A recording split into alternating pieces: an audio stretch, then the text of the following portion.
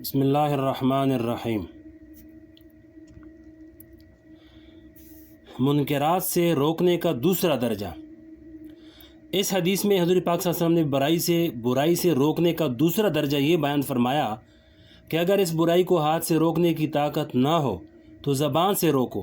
زبان سے روکنے کا مطلب یہ ہے کہ جو شخص برائی کے اندر مبتلا ہے اس کو ہمدردی سے کہے کہ بھائی صاحب آپ یہ کام غلط کر رہے ہیں، یہ کام نہ کریں، لیکن زبان سے کہتے وقت ہمیشہ یہ اصول پیش نظر رہنا چاہیے کہ حق گوئی یا حق کی دعوت یا تبلیغ یہ کوئی پتھر نہیں ہے کہ اس کو تم نے اٹھا کر مار دیا، پھینک دیا، یا یہ کوئی لٹ نہیں ہے کہ اس سے دوسرے کا سر پاڑ دیا، بلکہ یہ ایک خیرخواہی اور محبت و شفقت کے انداز سے کہنے والی چیز ہے۔ اللہ تعالیٰ نے صاف صاف فرما دیا، ادع الی سبیل ربک بالحکمت والموعظۃ الحسنہ، یعنی لوگوں کو اپنے رب کے راستے کی طرف حکمت اور نرمی سے اور مواعظہ حسنہ سے بلاؤ۔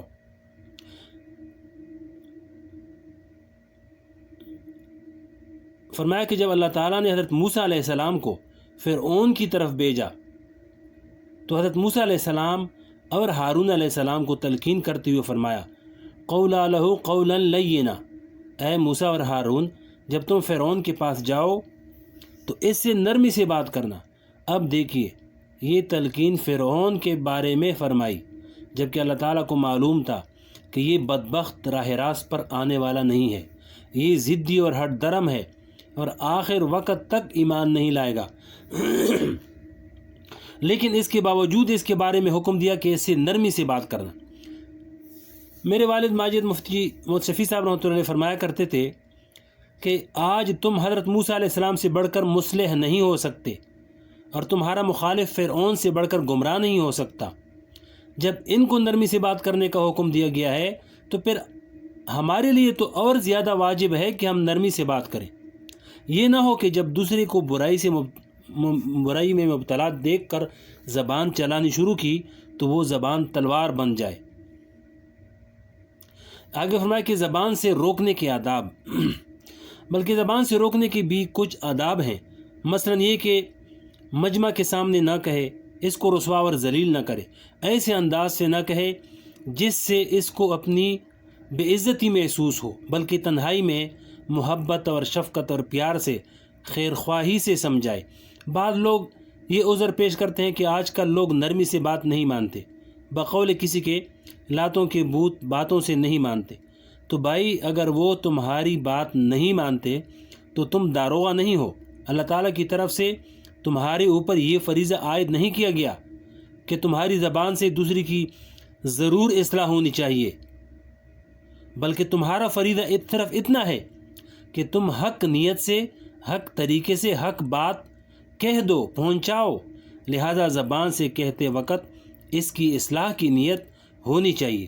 مثلا اگر کوئی شخص بیمار ہو جائے تو ڈاکٹر اس پر غصہ نہیں کرتا کہ تو بیمار کیوں ہوا، بلکہ اس کے ساتھ نرمی کا معاملہ کرتا ہے، اس کا علاج کرتا ہے، اس کے اوپر ترس کھاتا ہے۔ اسی طرح جو شخص کسی گناہ کے اندر مبتلا ہے وہ در حقیقت بیمار ہے، وہ ترس کھانے کے لائق ہے، اس لیے اس پر غصہ نہ کرو بلکہ اس کو شفقت اور محبت کے ساتھ سمجھانے کی کوشش کرو۔ ایک نوجوان حضور پاک صلی اللہ علیہ وسلم کی خدمت میں آیا اور عرض کیا کہ یا رسول اللہ مجھے زنا کرنے اور بدکاری کرنے کی اجازت دے دیجیے، اس لیے کہ میں اپنے اوپر کنٹرول نہیں کر سکتا۔ آپ ذرا اندازہ لگائیے کہ وہ نوجوان ایک ایسے کام کی اجازت حضور پاک علیہ السلام سے طلب کر رہا ہے جس کے حرام ہونے پر تمام مذاہب متفق ہیں۔ آج اگر کسی پیر یا شیخ سے کوئی شخص اس طرح کی اجازت مانگے تو غصے کے مارے اس کا پارا کہیں سے کہیں پہنچ جائے، لیکن حضور پاک صلی اللہ علیہ وسلم کی ذات پر قربان جائیے کہ آپ نے اس پر ذرا برابر بھی غصہ نہیں کیا اور نہ اس پر ناراض ہوئی۔ آپ سمجھ گئے کہ یہ بیچارہ بیمار ہے، یہ غصے کا مستحق نہیں ہے بلکہ ترس کھانے کا مستحق ہے۔ چنانچہ آپ صلی اللہ علیہ وسلم نے اس نوجوان کو اپنے قریب بلایا اور اس کے کندھے پر ہاتھ رکھا، پھر اس سے فرمایا کہ اے بھائی تم نے مجھ سے ایک سوال کیا ایک سوال میں بھی تم سے کر لوں؟ اس نوجوان نے عرض کیا کہ یا رسول اللہ کیا سوال ہے؟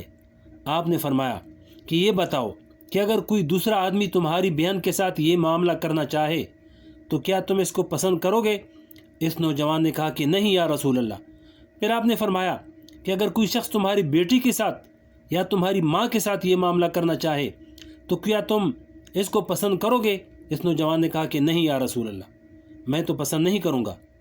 پھر آپ صلی اللہ علیہ وسلم نے فرمایا کہ تم جس عورت کے ساتھ یہ کرو گے، یہ معاملہ کرو گے، وہ بھی تو کسی کی بہن ہوگی، کسی کی بیٹی ہوگی یا کسی کی ماں ہوگی، تو دوسرے لوگ اپنی بہن، اپنی بیٹی اور اپنی ماں کے ساتھ اس معاملے کو بھی پسند نہیں کرتے۔ یہ سن کر اس نوجوان نے کہا کہ یا رسول اللہ، اب بات سمجھ آ گئی، اب میں دوبارہ یہ کام نہیں کروں گا اور اب میرے دل میں اس کام کی نفرت بیٹھ گئی ہے۔ اس طریقے سے آپ نے اس کی اصلاح فرمائی۔ ایک دیہاتی مسجد نبوی میں آیا۔ ایک دوسرا واقعہ ہے، حضور پاک علیہ السلام صحابہ کرام کے ساتھ مسجد نبوی میں بیٹھے ہوئے تھے۔ اس دیہاتی نے آ کر جلدی جلدی 2 رکعتیں پڑھیں اور نماز کے بعد یہ عجیب و غریب دعا مانگی، اللہم ارحمنی محمدا ولا ترحم معانا احدا، اے اللہ مجھ پر اور حضور پاک علیہ السلام پر رحم کیجئے اور ہمارے علاوہ کسی پر رحم مت کیجئے۔ حضور پاک علیہ السلام نے اس کی یہ دعا سن کر فرمایا کہ تم نے اللہ تعالیٰ کی وسیع رحمت کو تنگ کر دیا۔ تھوڑی دیر بعد اس اعرابی نے، اس دیہاتی نے مسجد نبوی کے صحن میں بیٹھ کر پیشاب کر دیا۔ صحابہ کرام نے جب اس کو یہ حرکت کرتے ہوئے دیکھا تو اس کو روکنے کے لیے اس کی طرف دوڑے اور اس کو برا بھلا کہنا شروع کر دیا۔ جب حضور پاک علیہ السلام نے دیکھا تو آپ نے صحابہ کرام کو روکا اور فرمایا کہ اس کا پیشاب مت بند کرو، اس کو پیشاب کرنے دو۔ جب وہ پیشاب کر چکا تو پھر صحابہ کرام نے فرمایا کہ اب جا کر مسجد کو دھو کر پاک کر دو۔ پھر اس دیہاتی کو آپ نے بلا کر سمجھایا کہ یہ مسجد اس مقصد کے لیے نہیں ہے، اس میں گندگی کی جائے اور اس کو ناپاک کیا جائے، یہ تو اللہ کا گھر ہے، اس کو پاک رکھنا چاہیے۔ اس طرح آپ نے پیار اور شفقت کے ساتھ اس کو سمجھا دیا۔ آج ہمارے سامنے کوئی اس طرح پیشاب کر دے تو ہم لوگ اس کی تکہ بوٹی کر دیں، لیکن حضور پاک علیہ السلام نے اس کو ڈانٹا تک نہیں۔ اس حدیث کے ذریعے حضور پاک صلی اللہ علیہ وسلم نے تبلیغ و دعوت کے آداب بتائے۔ آج یا تو لوگوں کے اندر دعوت و تبلیغ کرنے کا جذبہ ہی پیدا نہیں ہوتا، لیکن اگر کسی کے دل میں یہ جذبہ پیدا ہو گیا تو بس اب دنیا والوں پر آفت آ گئی۔ کسی کو بھی مسجد کے اندر کوئی غلط کام کرتے ہوئے دیکھ لیا تو اب اس کو ڈانٹ ڈپٹ شروع کر دی۔ یہ حضور پاک علیہ السلام کی سنت نہیں ہے۔ ہر بات کہنے کا ایک ڈھنگ اور طریقہ ہوتا ہے، اس ڈھنگ سے بات کہنی چاہیے اور دل میں یہ جذبہ ہونا چاہیے کہ اللہ کا بندہ ایک غلطی میں کسی وجہ سے مبتلا ہو گیا ہے، میں اس کو صحیح بات بتا دوں تاکہ یہ راہ راست پر آ جائے۔ اپنی بڑائی جتانے کا جذبہ یا اپنا علم جتانے کا جذبہ نہ ہو، کیونکہ یہ جذبہ دعوت کے اثر کو ختم کر دیتا ہے۔ اب ایک اشکال یہ ذہن میں آتا ہے کہ اگر ہم اس طرح پیار اور نرمی سے لوگوں کو روکتے ہیں تو لوگ مانتے نہیں ہیں۔ اس کا جواب یہ ہے کہ لوگوں کا ماننا تمہاری ذمہ داری نہیں ہے، بلکہ اپنی بات لوگوں تک پہنچا دینا یہ تمہاری ذمہ داری ہے۔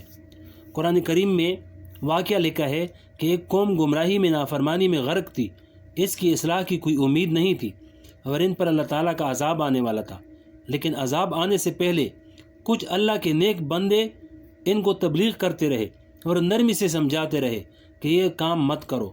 کسی نے ان نصیحت کرنے والوں سے کہا، یعنی کسی نے ان نصیحت کرنے والوں سے، ان تبلیغ کرنے والوں سے کہا، لما تعظون قوما اللہ مہلکہم، تم ایک ایسی قوم کو نصیحت کیوں کر رہے ہو جس کو اللہ تعالیٰ نے ہلاک کرنے کا فیصلہ کر لیا ہے؟ اب تو ان کی اصلاح کی کوئی امید نہیں ہے۔ ان اللہ کے نیک بندوں نے سبحان اللہ کیا عجیب و غریب جواب دیا۔